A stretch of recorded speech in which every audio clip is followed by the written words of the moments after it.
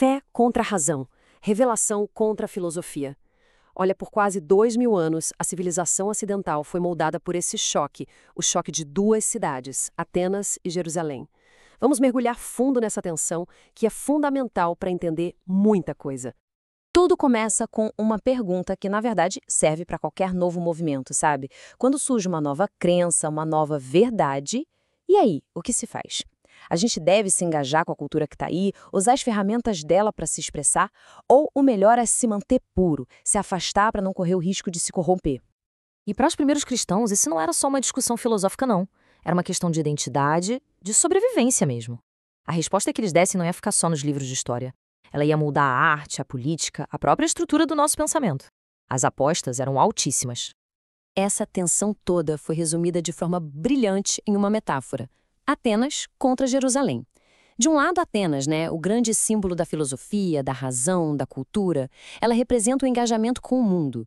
E do outro lado, Jerusalém, o coração da fé, da revelação, da igreja. Ela representa a devoção à verdade revelada, bem separada do mundo. Para a gente entender como esse debate se desenrolou na prática, a gente precisa conhecer um grupo de pensadores muito importantes, os apologistas. Foram eles os primeiros a entrar nesse campo de batalha de ideias para defender a fé que estava nascendo. Então, o que era um apologista? A palavra pode enganar, não tem nada a ver com pedir desculpas. Pelo contrário, um apologista era um defensor. Eram intelectuais que usavam a lógica, a razão, para apresentar uma defesa bem articulada das suas crenças. Eles respondiam tanto às críticas mais sofisticadas quanto às zombarias do dia a dia. E olha, os ataques podiam ser bem brutais. Um grafite que encontraram em Roma, por exemplo, mostrava um homem adorando uma figura crucificada com cabeça de burro. Era um insulto cru, visual, que mostra bem o desprezo que os primeiros cristãos enfrentavam. Mas a oposição não era só zombaria, não. Tinha também ataques intelectuais muito sérios. Celso, um filósofo pagão, escreveu um livro inteiro só para argumentar contra o cristianismo. Ele pintava os cristãos como irracionais, como uma fé para gente ignorante. Essa crítica de que o cristianismo era contra a razão forçou os apologistas a responderem no mesmo nível. E é nesse contexto que surgem duas respostas radicalmente diferentes para essa questão de Atenas versus Jerusalém. E essas respostas são perfeitamente personificadas por dois homens, dois gigantes intelectuais da igreja primitiva. De um lado, a gente tem Clemente, da cidade de Alexandria, que era tipo o maior centro intelectual do mundo greco-romano, uma cidade de bibliotecas, de filósofos. Do outro lado, Tertuliano, de Cartago, uma região onde ser cristão era um perigo de vida. Os mundos deles não podiam ser mais diferentes, e claro, isso mudou totalmente a visão de cada um. A visão de Clemente era, para a época, revolucionária. Para ele, a filosofia grega não era inimiga da fé, era uma preparação. Ele dizia que assim como Deus usou a lei para preparar os judeus, ele usou a razão para preparar os gregos. A filosofia, então, era uma ferramenta divina que encontrava seu propósito final em Cristo. E aqui, a resposta de Tertuliano, uma das frases mais famosas e impactantes da história da igreja. É uma rejeição total, sem meio termo. Para ele, misturar a filosofia de Atenas com a fé de Jerusalém era poluir a verdade pura do Evangelho. Ele perguntava basicamente por que a gente precisa de curiosidade depois de Cristo? Por que investigar depois do Evangelho?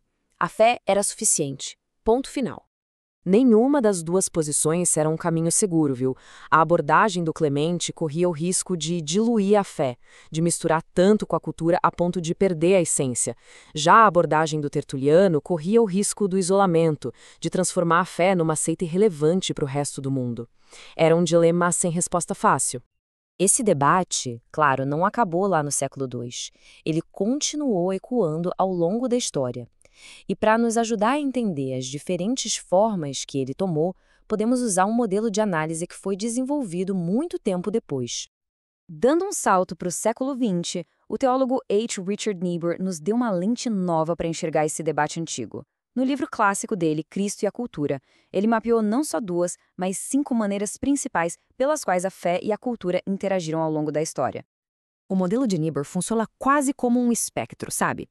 Num extremo, a gente tem Cristo contra a cultura, que é a posição do Tertuliano, que vê o mundo como corrupto e prega a separação total. No outro extremo, o Cristo da cultura, onde a fé se adapta tanto que quase se funde com os valores culturais. E no meio tem as posições mais complexas.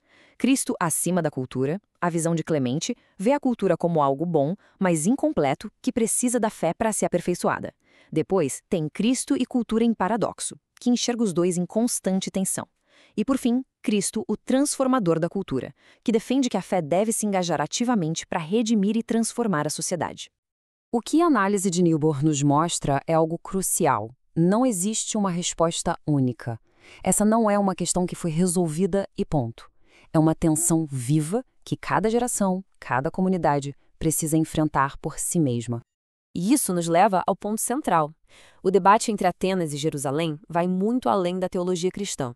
É, no fundo, a história de qualquer comunidade de ideias, qualquer movimento social ou grupo ideológico tentando descobrir como existir num mundo que nem sempre compartilha dos mesmos valores. Engajar ou se retirar. Mudar ou preservar. E assim, a questão final volta com tudo.